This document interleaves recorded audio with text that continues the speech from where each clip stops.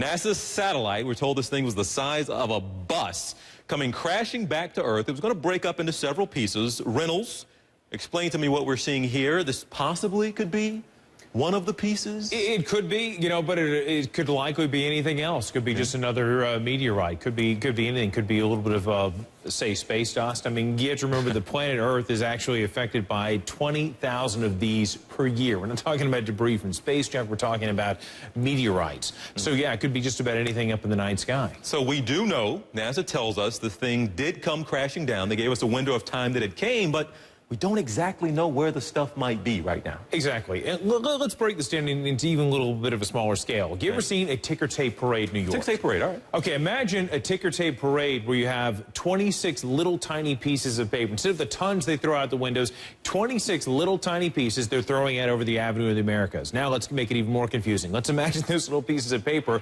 disintegrating as they get closer to the ground, trying to determine where in the heck those things are going to go. Well, that's the same job that NASA's trying to do following these pieces. There's a very good chance that we'll never know what happens to any of them. In fact, I'd say we're going to be lucky if we know exactly where each and every one of these go. They expect there'll be 26. Surviving parts are made of titanium. Stainless steel are the two main things that are going to allow some of these things to actually make it through the atmosphere. Total impacting mass, 1,173 pounds. But if you look at the original mass, this is what's interesting. Over 12,000 pounds, which gives you an idea of how much of this is going to disintegrate before it made contact with the Earth's surface. There's a chance, too, that much of this could have actually landed over parts of the Pacific Ocean. We had some video from Hawaii, which is pretty interesting, which showed a contrail in the sky, almost like a contrail you'd see from an airliner. Also, we had some video that came in from Minnesota. The video from Minnesota from an iReporter is pretty interesting. They see some streaks that are popping up. Could that be it? Could be. Could it be something else?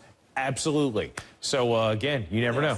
Reynolds. What else could that be? It could be Pixie Dust. That's sent in from Chris Rakowski. Chris Rakowski sent that in. It could be a lot. It could be a variety of things. We have all kinds of things that are in the atmosphere, TJ.